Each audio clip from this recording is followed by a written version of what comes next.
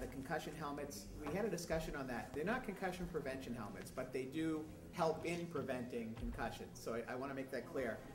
We're going to, the athletic subcommittee, the Athletic Boosters is going to continue to work with the Touchdown Club and also work with other businesses to try to add 8 to 10 of those helmets a year to get to a point where we have enough for the entire team. And then every 5 or 6 years, or whatever the term is, they need to be either replaced or reconditioned. We won't be bringing 50 helmets in, then in 5 years they're all gone. We got to get new ones. So that's the plan is to build that up. I think right now we have 10 to 12. Hoping by the end of next year we'll have 20 or so, and within 3 or 4 years have enough helmets for the entire team. School committee signs, the signs, on the turf field. We did make a commitment last year when we approved those signs that by December of this year we would review the community response, review the money that was raised, and would vote on whether we'd go forward for another year. At this time, we're hoping to bring that forward at our next meeting, November 7th, and to discuss the signs and move forward. They sold 35 signs last year, I believe, raised $35,000. Between 30 and 35, raised $35,000. They do have capacity on that same side of the field from Wall, but we'll talk about that at the November 7th meeting with the committee. Assistant varsity coaching positions, just quickly, the athletic director has raised this issue several times with us. There are many varsity sports, especially some of the larger sports with the larger teams that have no assistant varsity coaches. So occasionally a JV coach can step in and help, but they're usually coaching at the same time. So over the next several months, we're going to start looking at maybe phasing in some assistant coaches, I think starting with the spring season, the next spring season. So the athletic director and Kathy will be bringing us more details on that. Right now, there's no proposal, so I just wanted to let you all know. But that'll probably, in all likelihood, be more of a budget consideration for the entire school committee to look at when the time comes. Girls ice, this is exciting. The girls ice hockey and gymnastics co-op teams, they had 13 girls show up for the first meeting. For hockey. For ice hockey. And they're meeting with the coach and parents tomorrow night. So we'll see how many move forward with that. And there was also a meeting this week for the gymnastics team. And that's it. Thank you, Mel.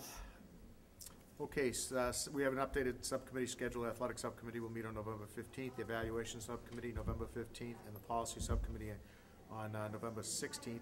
I don't know if the superintendent has any administrative reports or correspondence that she wants to discuss. None at this time. Okay. And we have future meetings. School committee regular meeting Monday, November 7th, and then on November 21st at 7 o'clock we'll be at the little school. We'll again do the presentation for the secondary school building project. December 5th we'll be at the middle school, December 9th at the Hood, and Monday, January 19th at the Hood, and January 9th, 2012 at the high school. And at each one of those meetings we plan on, I think, doing the secondary school presentation. So, is there anything else? Anybody? No? Mr. Chairman, I wanted to raise an issue, and I don't know if there's anything we can do about this. The parking situation at the Batch is, to me, a huge issue. I drove the other day. I was coming to just go to at the high school, and there were cars parked along the entire section of the roadway. So that whole lane is pretty much blocked off, and you have to drive in one of the other lanes, because there's 2 lanes coming out. You have to drive in the left-hand turn lane.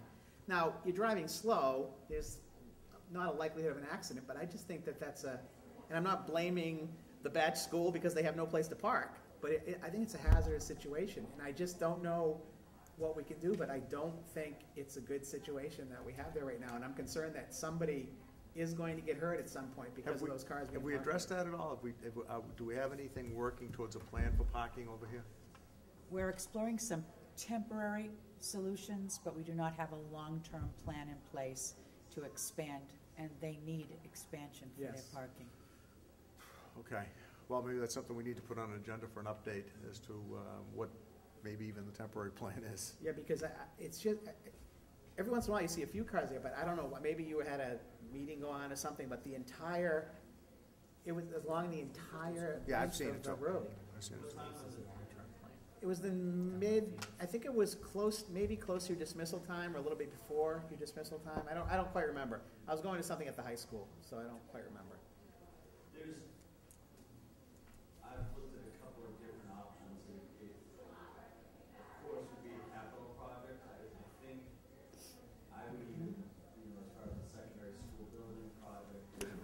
parking.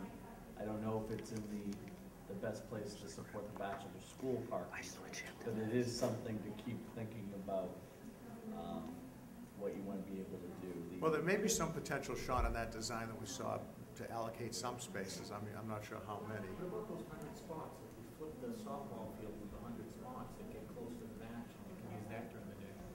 It's in the design where the extra spots are, it looks like it would be mostly for athletic and Yeah. after school events. I'll tell you one of the most difficult parts about that, even if you move it a little bit closer, it still becomes convenience. Part of the problem is enforcement. If you have no parking, Right. who's going to be managing, so anything you can get closer to the property of the school that increases convenience,